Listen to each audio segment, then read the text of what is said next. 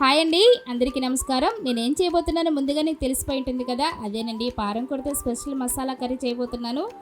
తక్కువ టైంలో కుక్ అవుతుంది, కానీ టేస్ట్ మాత్రం ఫుల్ రిచ్గా ఉంటుంది. ఈ కర్రీలో మసాలాలు బాగా పట్టుకుని ప్రతి ముక్కలో జ్యూసినెస్ ఉంటుంది. కొత్తగా కుక్ చేసే వాళ్ళకి కూడా ఈ పారంకోడి కర్రీ ఈజీగా వస్తుంది.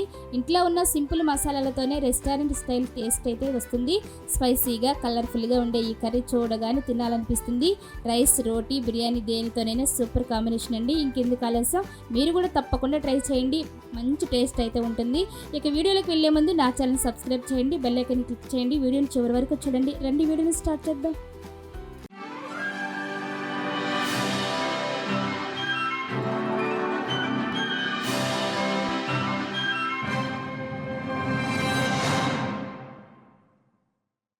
చూసారు కదండి, ఫస్ట్లో మీకు చూపించాను కదా. పారంకోడిని కనుక మీరు ఆ విధంగా తెచ్చుకుంటే కనుక ఆ విధంగా క్లీన్ చేసుకోవాలి. లేదు బయట కటింగ్ చేయించుకుని వస్తే కనుక మామూలుగానే వండేసుకోవచ్చు. నేనైతే కటింగ్ చేసి చూపించాను కాబట్టి శుభ్రంగా క్లీన్ చేసుకుని ఈ విధంగా చూపిస్తున్నాను మీకు. ఈ విధంగా ఇంత కొద్దిగా సైజు మీకు ఏమాత్రం కావాలో ఆ మాత్రం కట్ చేసుకుని మీకు పెట్టుకోవాలి. నేనైతే ఆ విధంగా చేసి మీకు చూపిస్తున్నాను. ఇక్కడైతే నేను ఉడకబెడుతున్నానండి. ఉడకబెడితే సాఫ్ట్నెస్ వస్తుంది, జ్యూసీగా వస్తుంది, ముక్క బాగా ఉడికిపోతుంది కాబట్టి చాలా బాగుంటుంది. ఈ విధంగా ఒక వెడల్పాటి కుక్కర్ తీసుకుని అందులోనికి మనం ప్రిపేర్ చేసుకున్న చికెన్ అయితే వేసేసుకోవాలి. ఎందుకంటే ఇక్కడ నేను కేజీకి పైగానే ఉంటుందండి చికెను. అవంతా కూడా ఇందులోకి వేసేసుకోవాలి. ఇందులోనికి ఒక గ్లాసు వాటర్ వేస్తున్నాను, ఎందుకంటే చికెన్లో వాటర్ ఉంటాయి కాబట్టి ఆ వాటర్ సరిపోతాయండి.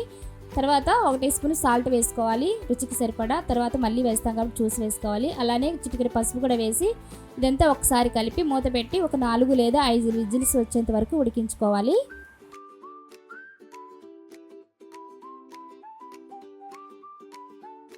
చికెన్ ఉడికేలోపు మసాలా రెడీ చేసుకోవడానికి ఒక మిక్సీ గిన్నె తీసుకొని అందులోనికి 1 టీ స్పూన్ ధనియాలు, ఇందులోనికి చెక్క, 4 లవంగాలు, 2 యాలకులు వేసుకోవాలి. అలానే 1/2 టీ స్పూన్ జీలకర్ర, అల్లం, మీరు తీసుకున్న చికెన్ బట్టి అల్లం తీసుకోవాలి. వెల్లుల్లిపాయలు నేనైతే కేజీ పావుకి అలా చూపిస్తున్నాను. దీన్నంతా కూడా మెత్తగా గ్రైండ్ చేసుకోవాలి. ఈ విధంగా పేస్ట్ లాగా రెడీ చేసుకుని పక్కన పెట్టుకోవాలి. అదే జార్లోనికి ఒక 2 పెద్ద సైజు ఉల్లిపాయలని ముక్కలుగా కట్ చేసుకుని వేసుకోవాలి. అలానే 4 పచ్చిమిర్చి ముక్కలు కూడా వేసుకుని దీన్ని కూడా గ్రైండ్ చేసుకోవాలి. ఈ విధంగా కచ్చాపచ్చాగా మరీ పేస్ట్ లాగా కాకుండా ఇలా బరకగా రెడీ చేసుకోవాలండి. దీన్ని కూడా పక్కన పెట్టేసుకుందాం. ఇప్పుడు కుక్కర్ మూత చూస్తే ఈ విధంగా ఉడికిందండి. చాలండి, ఈ విధంగా ఉడికితే పర్ఫెక్ట్గా ఉడికిపోయింది. 4 లేదా 5 విజిల్స్ వస్తే ఈ విధంగా ఉడుకుతుంది.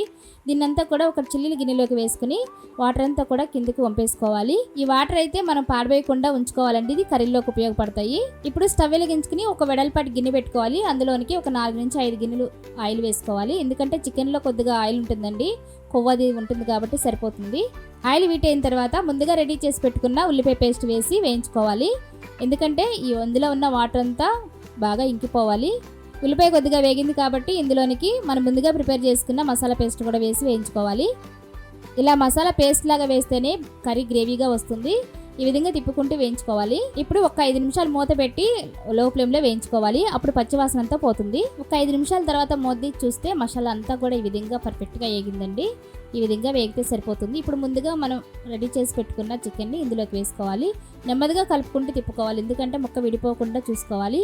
ఇందులోనికి 2-3 టమాటాలు ముక్కలుగా కట్ చేసుకుని వేసుకుని దాన్ని తిప్పకుండా అలాగే మూత పెట్టి ఒక 10 నిమిషాల పాటు ఉంచుకోవాలి.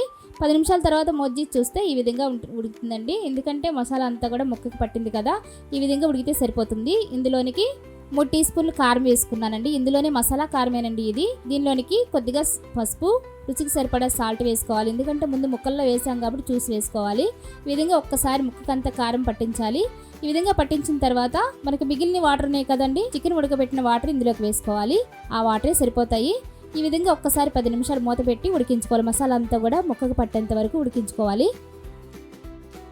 10 నిమిషాల తర్వాత మూత చూస్తే చూసారు కదా ఎంత బాగుందో, కలర్ఫుల్గా మంచిగా ఉడుకుతుంది. ఈ విధంగా పర్ఫెక్ట్గా ఉడికితే చాలండి.